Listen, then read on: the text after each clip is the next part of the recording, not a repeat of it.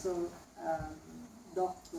Guntekin will give us a review of his great contribution to science. Thank you.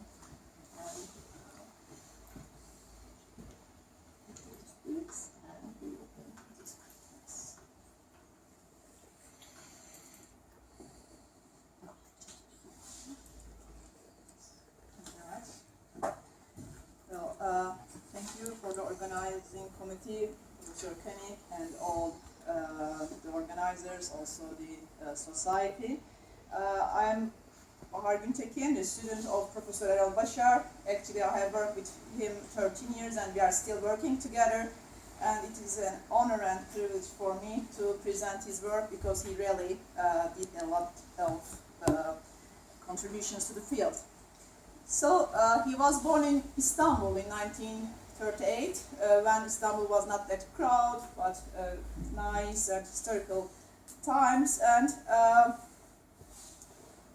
And he had education in a French-Turkish high school, which is called Geleneksel High School, and it's one of the oldest high schools in Turkey, going back to maybe beginning of the century. So this picture is one of his slides. Actually, he likes to show this picture because it is if you have come to Istanbul, you will know this street. This is the Taksim, Beyoğlu, and it's always crowded. And this is the big door of his high school. So he had his education in this French-Turkish high school.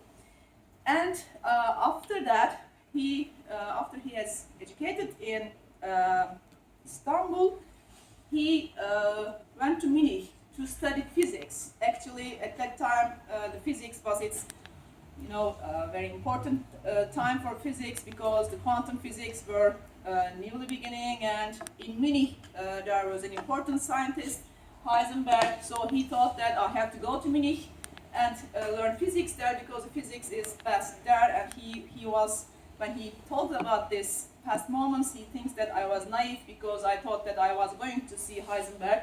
But actually he was successful and he had lessons from Heisenberg, so he had this chance. And also the Friedrich von Weizsäcker, also he was his one of his teachers. So in the high school, in the French high school, he was Descartes and also the other French philosophers. He affected very much, and in Munich he learned physics. So after his career in physics, he decided to have PhD in physiology this time. So he had his physiology degree in Hamburg, and on the vasculature and circulation, actually. So when we summarize, first he got the philosophy, especially the French philosophers and also all other philosophers all during his life, and he had applied all the philosophy always to his research. So he has a very good education of philosophy. And he has a very good education of physics because he has mentors like Werner Heisenberg and Carl Friedrich von Weizsäcker.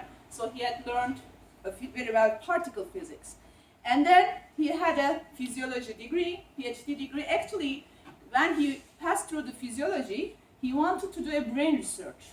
But at that time in Hamburg, it was not possible, but he asked to Carl Friedrich von Weizsäcker, and he told him that, okay, first begin with the basic system, and you can pass later to a more complex system, so it will help you. So he really did this, take this advice, and actually he did his PhD degree in the circulation and vasculature system. And then, as a postdoc, he went to New York and had his brain research career in New York, Rockland State Hospital. And then in 1970s, for 10 years, he came to Hacettepe University because in Ankara this time, the capital city, not Istanbul, because at that time Hacettepe University was a new university, and the president really helped him a lot, and he established a very good laboratories for him. So this is a picture of him in Hacettepe University, these big computers. And this is Erol Başar'ın. Maybe you know her too. She is a professor also in Bremen. And as you see here, at that time in 1972, they were able to record from the cat brain and from the hippocampus, and they could also filter the ERP responses in 1972 in this Hacettepe University. So in Ankara also, they got married with Erol Başar'ın and had 2 children, and these were his PhD students at that time in Ankara, 1970. So he stayed there 10 years, and then he had published one of the first papers on the frequency analysis of ERP. So it goes back to 1975. So he is one of the pioneers of the event rate oscillation, event rate synchronization studies, because he published this research. Maybe it has been forgotten now, but he is one of the first publishers of the ERP components. So of course, EEG Brain Dynamics book is one of the milestones. This one was published in 1980. He wrote many methodologies on this book, and then these methodologies was proved in 1990s, and now we have new methodologies that we use in our research area. So in this book, yes, the ERPs are very important, but in order to understand the ERPs more exactly, then you have to look at all the frequencies together, delta, theta, alpha, beta, and gamma, in different time and frequency windows, and then you can see the whole picture with different topologies. So this is his main idea, and he always applied that. So in 1980, he go back to Germany, to Lübeck this time, and he stayed there for 20 years as a head of the neurophysiology research group. And at that time also he was very successful, because he had many collaborations from all over the world, and he had written monographs like Brain Function and Oscillations 1 and 2 in 1980, and he edited many books, special issues and books with Theodore Bloch from San Diego and some other researchers in the area, which are very important. And he has published them from, many of them are from the, he first had a meeting and then the special issue or the book. So these years were full of success, and these are also the one of the best books, Brain Function and Oscillations, 1 and 2.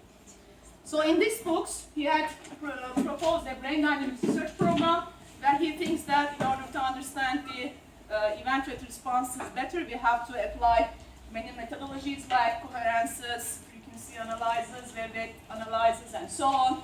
And we have to use different functions, and also we have to use different methods of thought. So he introduced this brain dynamics research program, and he always applied that all during his career, because he did not just analyze one frequency or one methodology, but he believed that if there's a function, all the frequencies are together and they are responding according to topology and time, and we have to find it. So as I said, he has very important collaborators like Professor Bloch. They had not just recorded from the cat, but with Professor Bloch they had recorded also from the Helix pomacia and different creatures, not creatures, animals. And also several scientists visited his laboratories, like Bloch, Stamfer, von Stein, Kohn, Koriga. If I say the names wrong, I'm sorry. McCabe, Kolev, Yordanova, Tamer Demiral, and so many others had visited his laboratories, and he had papers with some of these researchers. And he's very happy that he worked with Theodore Bloch, one of the scientists in the EEG research. So also he has organized many conferences, and these are mostly one of them was in Bavaria, in Berlin, and in New York also. In the first 4, he always said that when he tells about that, when I was trying to talk about all frequency bands in these 4 conferences, they were always talking about the gamma frequency bands. So I thought that alpha is also important. So he organized a separate one just for alpha activity in 1994 in order to emphasize that the alpha frequency is as important as the gamma, and all frequencies are important. So these are the pictures from Berlin conference. And then he got retired from the Germany, and he come to Izmir, Turkey again, this time the third big city, my own city, where I was born, and this is me when I was a PhD student, and he had worked there between 2000 and 2006. As you see here, he has been PhD students, Erol Başar'ın, Walter Freeman, Bingal cities from, and Bresler, Professor Bresler is there. It is one of the, again, conferences, and because I had the chance that he was in my city, I had the chance of having PhD from his, and I had the chance of learning from him. Not just me, but he has educated maybe 25 PhD students, and all of them are professors now. So he had done a lot to the EG research. So at that time in 2004, he has published the Memory and Brain Dynamics book. Actually, he write many papers, but he always liked to write books. So he is also writing a new book now. So this is Memory Brain Dynamics book. And also at that time he had a very nice house in Urla again. Where is it? He likes gardens, and he is also very successful on raising roses, as you see here. And so we had come together in this garden and different type of conferences. Also, this is in 2005, for example, again, Professor Fuster, Begleiter, Hakan, and Sra Karakash are in this garden, this time for the other conferences. So this is again from the Brain Dynamics and Cognition workshop, this time in Izmir. This is beautiful Ephesus, maybe you know it. This is an historical Hellenistic city in Izmir. So he has organized this workshop also. And in 2006, this time, he moved to Istanbul again because he retired from the government university and he was able to work in a private university. So, and he asked me if we will come, and I have also moved to Istanbul with him. And there is the Istanbul Kültür University Brain Dynamic Research Center. And at that time, Professor Görsel Yener and Professor Ayşegül Özer'den, one of them is neurologist and the other is psychiatrist. So we were able to record from patients in like bipolar disorder, Alzheimer patients, and after having research on animals and then cognitive states in humans, and then he moved a next step going into the different kinds of pathologies, and he always applied the event oscillation methodology to all different kinds of patient groups this time. So at that time also he wrote a new book, 2011. Actually I helped this book.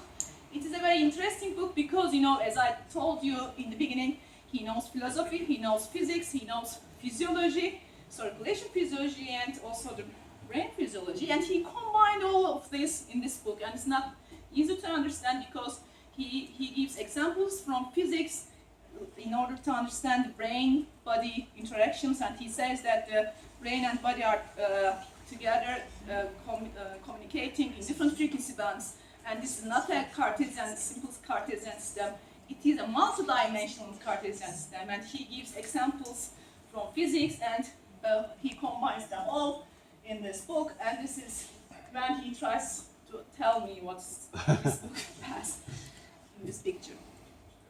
So again, he of course organized meetings again, and this is from 2007. As you see, Polish, Klimesh, Eisler, Christopher Mann is somewhere, and very important scientists also in this meeting. And in 2011 also he organized another meeting, this time with the cognitive impairment and neurotransmitters. You see in Salisbury, Ryan O'Donnell, Claudia Boglioni, Judith Ford, Daniel Metalin, Barry, Kristen, and so other very small group, but very important findings. And also, of course, after each conference, as I said, he edited a special issue or a book. And all these ones are in brain research, in International Journal of Psychophysiology. He always was very successful in these meetings and after organizing the special issues. Now, what is he doing? Actually, he's writing a book again for Elsevier, and also he's studying all the clear diagrams, where he thinks that we need new diagrams, where we, for a function, we have to identify different frequency bands in different and coherences. We have to think them all together, and we have to apply them for healthy controls and different group of subjects. By this way, we can see them easily because there is a great amount of knowledge there, and not just one topology, but different topologies are important. So he thinks that we have to show this with clear diagrams, and he is now searching for a good engineer to do these programs. So this is history goes, the clear diagrams history goes back to Broadman areas because he thinks that Broadman areas are very static. So we have to go to dynamic maps, which will have frequency and time windows separately. So that's his thing. So as he had many papers, 4,000 citations, more than 4,000 citations, and his age is 66. So from Istanbul to Munich, and then Hamburg, New York, Ankara, Lübeck, Izmir, and back to Istanbul. He had a life full of science and success.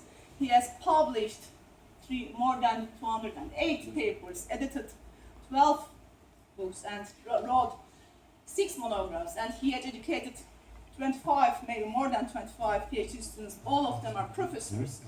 And actually, as my mentor, he is like a scientific father to me because I have been working with him for 13 years. And we are proud of him in Turkey also because he's a great scientist, and we are happy to be a student of him. And this is his message. Thank you very much for your kind invitation and such a great honorable award. I cordially thank you, and to the award committee, I wish you very successful meeting. Actually, he really wanted to come here, but he has a very small knee surgery, but he sent his regards, and thank you for listening, and thank you very much for listening.